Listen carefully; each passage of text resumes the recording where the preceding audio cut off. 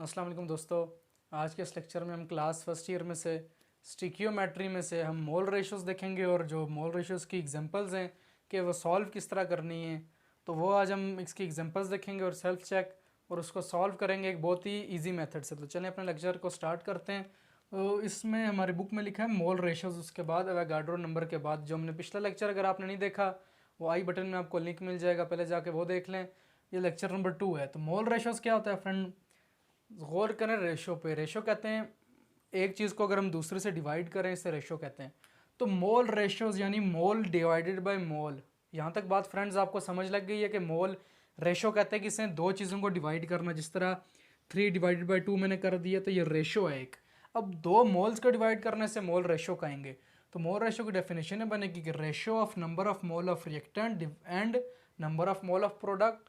ये कोई इतनी मुश्किल फ्रेंड्स डेफिनेशन तो है तो नहीं, कितनी इजी डेफिनेशन है मोल रेशियोज़ की। और अब आपको ये डेफिनेशन याद भी रहेगी कि डेफिनेशन क्या है कि रेशो किसका, number of mole of reactant, ऊपर रिएक्टेंट के मोल डिवाइडेड बाय यानी रेशो किसके साथ, number of mole of reactant का ratio number of mole of product के साथ। अब आपको ये चीज़ समझ आ गई, आपको डेफिनेशन मोल रेशियोज़ की नहीं बोलेगी। वैसे ये डेफिनेशन तो बहुत इजी है कि the ratio of number of mole of reactant and number of product, इतनी सी बात है। बुक में लिखा है the ratio of number of mole of reactant taking part, जो हिस्सा ले रहे हैं, जाहिर बात है रिएक्टेंट हिस्सा ले रहे हैं, और number of mole of product form, जो प्रोडक्ट्स बन रहे हैं। तो मोल रेशियोज की फ्रेंड डेफिनेशन कितनी आसान थी। इसके साथ एग्जांपल दी है इसकी CH3 8 प्लस 5O2 एरो के बाद 3CO2 प्लस 4H2O। तो इससे हमें क्या पता चल रहा है, इसका एक मोल है, ये कुछ नहीं है तो 1 है। तो हमें इससे ये पता चल रहा है, हमने इसको एक्सप्लेन कर देना है। कोई भी एग्जांपल आप दे दें कि 1 mole of C3H8 react with 5 mole of oxygen, नज़र आ रहा है 5 है इसका एक है, रिएक्ट करने के बाद रिएक्ट टू गिव अस और produce 3 mole of carbon dioxide and 4 mole of hydrogen. तो बस इसको एक्सप्लेन कर देना है, मोल रेशियोज की डेफिनेशन लिख के एग्जांपल दे देनी है। तो फ्रेंड्स अभी हम इस एग्जांपल को देखते हैं कि 2 मोल ऑफ, ये इक्वेशन हमें दी है 2CH3OH प्लस 3O2 एरो के बाद 2CO2 प्लस 4H2O। तो CH3OH को हम कहते हैं मिथानॉल, ये ऑक्सीजन है, ये कार्बन डाइऑक्साइड है, ये वाटर है। ये चीज़ें तो हमें पता चल गई हैं।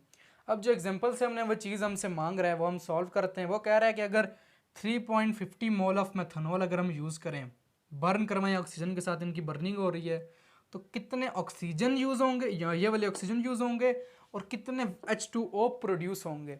तो इसको मैं सॉल्व करने को एग्जांपल फ्रेंड्स एक बहुत ही इजी मेथड बताता हूँ, जो आप अप्लाई करेंगे वो मेथड जब भी, तो आप इस तरह की कोई इक्वेशन आप इजीली सॉल्व कर सकेंगे और आपका कंसेप्ट बिल्कुल बेहतरीन हो जाएगा। तो अगर हम देखें कि 2 मोल ऑफ मेथनॉल, इसको सॉल्व करते हैं पार्ट 1 को, इसका जो हमारी बुक में एग्जांपल 1.1 है, वो क्या कह रहा है कि अगर 3.50 मोल मेथनॉल के हम बर्न करवाएं ऑक्सीजन के साथ तो कितने मोल ऑफ ऑक्सीजन यूज़ होंगे। तो हम ये लिख लेते हैं अकॉर्डिंग टू गिवन के मुताबिक 2 मोल ऑफ मेथनॉल के लिए कितने ऑक्सीजन यूज़ होते हैं, नज़र में आ रहा है 3। तो हम लिख सकते हैं कि फॉर 2 मोल्स हमें गिवन है कि 2 मोल्स ऑफ सी, आंसर हम नीचे लिख लेते हैं, आंसर किस तरह सॉल्व करना है। 2 मोल ऑफ CH3OH हमें पता है कितने यूज़ करता है ऑक्सीजन, 3 ऑक्सीजन। ऐसे हम लिख सकते हैं फ्रेंड, इसको लिख सकते हैं 3 मोल ऑफ O2। ठीक हो गया।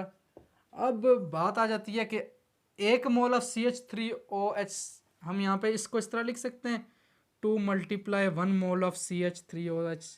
बात तो एक ही है ना फ्रेंड, बात तो ये भी एक है, is equal to 3 mole of O2। ये हम इसको इक्वेशन को इस तरह लिख सकते हैं, बिल्कुल लिख सकते हैं। कितनी आसान है कि 2 मोल ऑफ CH3OH मिथानॉल के लिए 3 मोल यूज़ होते हैं, रिक्वायर होते हैं। तो हम लिख सकते हैं इसके लिए 2 मोल ऑफ CH3OH के लिए हमें इतने चाहिए। यहाँ तक बात क्लियर हो गई। तो 2 मल्टीप्लाई 1 मोल लिखो या 2 मोल लिखो, बात एक ही है।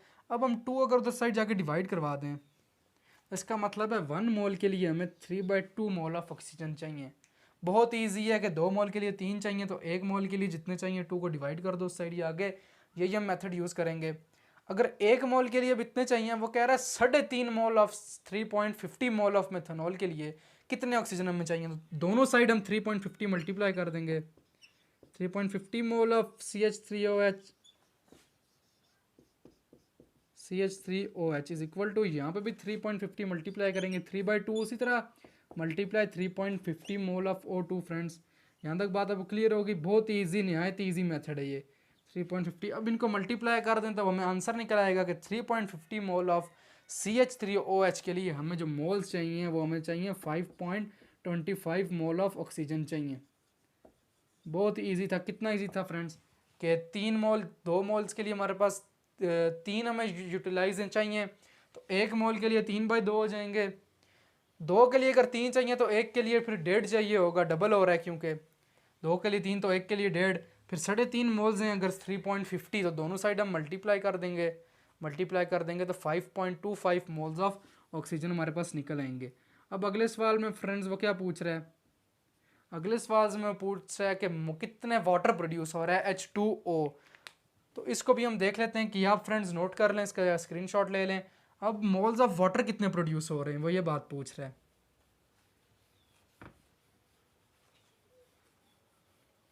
कि कितने वाटर प्रोड्यूस हो रहे हैं। पहले हम नज़र मारते हैं इस इक्वेशन पे कि जब 2 मोल मेथनॉल के हम यूज़ कर रहे हैं तो 4 प्रोड्यूस हो रहे हैं, यानी डबल प्रोड्यूस हो रहे हैं वाटर मॉलिक्यूल्स।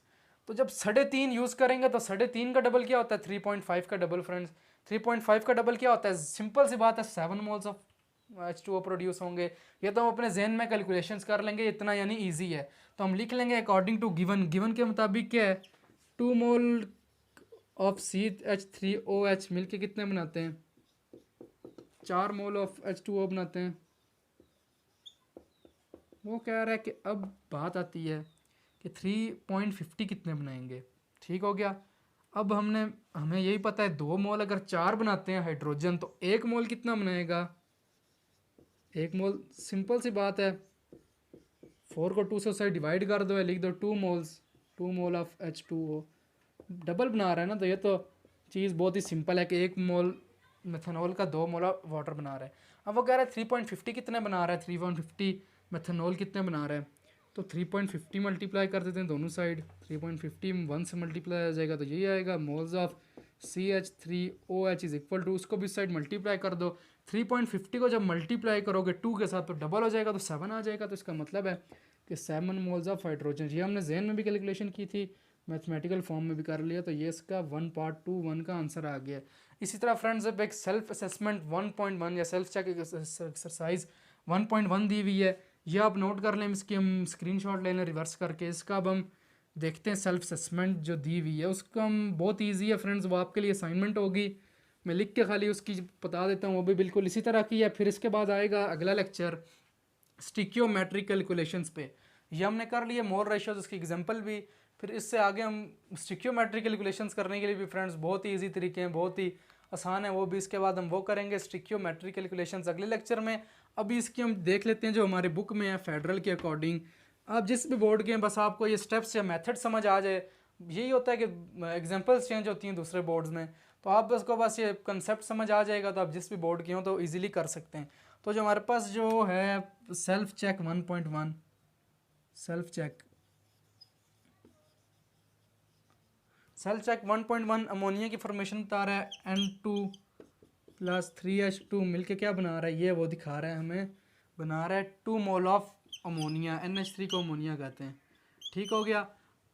अब वो कह रहा है कि अगर हम how many moles of following are required to manufacture 5 mole of NH3, कह रहा है कि कितने मोल चाहिए फॉलोइंग के, नाइट्रोजन के भी कितने चाहिए बताओ, और हाइड्रोजन के कितने मोल चाहिए। नंबर बी हमसे पूछ रहा है हाइड्रोजन के किसके लिए कितने चाहिए, यानी क्या आ रहा है कि बताओ, ये क्वेश्चन है कि कितने चाहिए मोल नाइट्रोजन के और हाइड्रोजन के to manufacture 5 mole of NH3, 5 moles of NH3 to manufacture 5 moles of NH3। यानी क्या आ रहा है, सिंपल सी बात है जो कि यहाँ पे नाइट्रोजन के में और हाइड्रोजन के कितने मोल्स हैं, उनकी कितनी अमाउंट हमें चाहिए होगी 5 मोल ऑफ NH3 बनाने के लिए। वो कह रहा है पहले नाइट्रोजन के पता और हाइड्रोजन के। हम सबसे पहले इक्वेशन को देखेंगे, इक्वेशन से हमें पता चल रहा है कि 1 मोल है नाइट्रोजन का, वो 2 बना रहा है, तो 5 बनाने के लिए कितने नाइट्रोजन यूज़ होने चाहिए। एक अगर 2 बना रहा है तो सिंपल सी बात है, फिर 2 कितने बनाएंगे, 4 बनाएंगे, और 2.5 कितने बनाएंगे, 5 बनाएंगे। इसी तरह 3 हाइड्रोजन 2 बना रहे हैं तो हमें 5 चाहिए, तो 6 हाइड्रोजन 4 बनाएंगे और 7 हाइड्रोजन 5 बनाएंगे। तो अब इसको हम जहन में तो हमने कैलकुलेशन कर ली है, अब इसकी हम लिख के इसकी प्रॉपर कैलकुलेशन करते हैं। अकॉर्डिंग टू गिवन, हमें गिवन से पता है कि अभी नाइट्रोजन हमने पार्ट ए फाइंड करना है। 1 मोल ऑफ N2 कितने बनाता है? 2NH3, 2 मोल ऑफ NH3 बनाता है फ्रेंड्स। कितने इजी है, बिल्कुल वैसे ही है एग्जांपल की तरह, 2 मोल ऑफ NH3। तो 5 मोल NH3 मैन्युफैक्चर करने के लिए कितने यूज़ होने चाहिए नाइट्रोजन, ये सवाल पैदा होता है। तो हम क्या करेंगे, वो क्या पूछ रहा है कि 5 मोल ऑफ NH3 बनाने के लिए, यानी 5 मोल ऑफ NH3 बनाने के लिए, 5 मोल ऑफ NH3 बनाने के लिए हमें कितने नाइट्रोजन चाहिए, how many moles of nitrogen, इसको हम x से रिप्रेजेंट कर लेते हैं। यहाँ तक ठीक हो गया। हम कितने x चाहिए नाइट्रोजन 5 मोल ऑफ NH3 बनाने के लिए, क्रॉस मल्टीप्लाई कर दो। तो NH3 का यहाँ पे 1 मोल था, यहाँ पे 5 मोल था, तो यहाँ पे 5 हो जाएगा। x और 2 को क्रॉस मल्टी करोगे तो 2x हो जाएगा। तो x उसी साइड रहेगा, 2 डिवाइड हो जाएगा, तो x इज इक्वल टू 5/2।